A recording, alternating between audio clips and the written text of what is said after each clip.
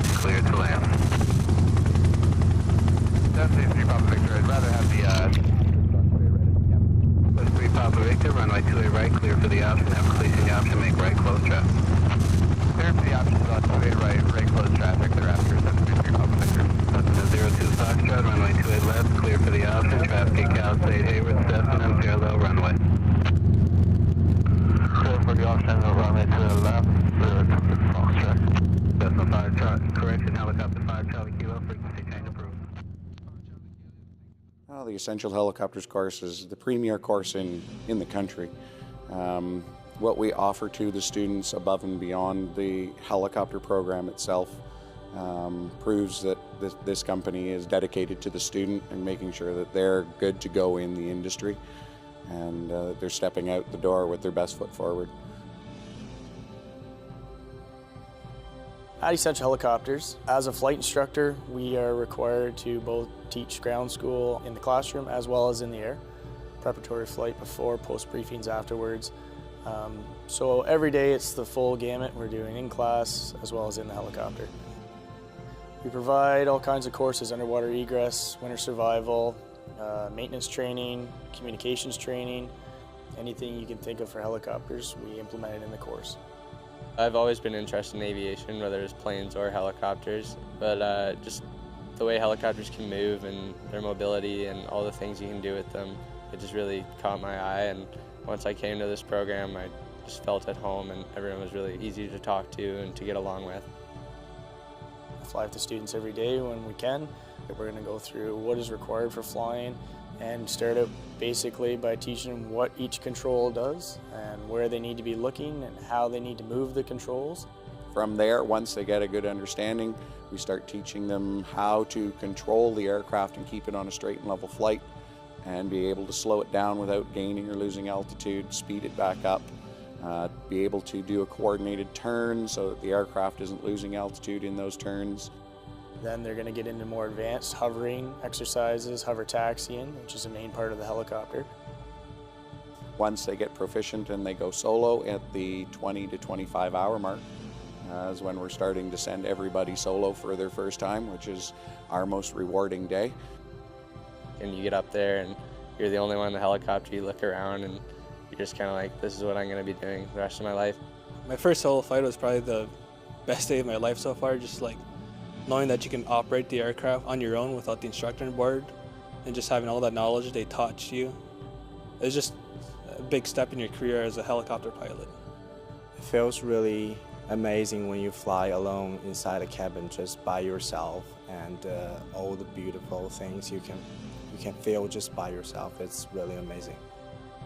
Then they're going to get into more advanced flying, so emergency procedures are required for all aircraft, and the students will have to be proficient at them.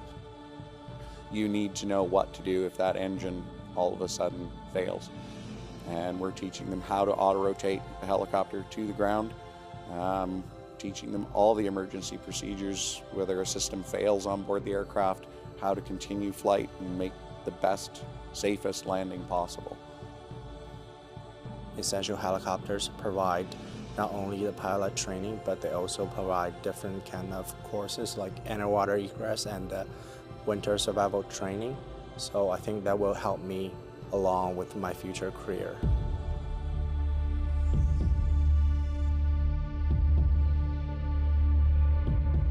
The underwater egress training is something that's becoming more and more mandatory throughout the industry. It teaches the students what it's going to feel like if they actually have to ditch an aircraft. We started off in the morning with the ground portion of the egress and cold water immersion. Basically, the cold water immersion is they're going to put you into a cold tank of water that's been sitting outside for a few hours. On the day that we did it was negative 25 out, I believe.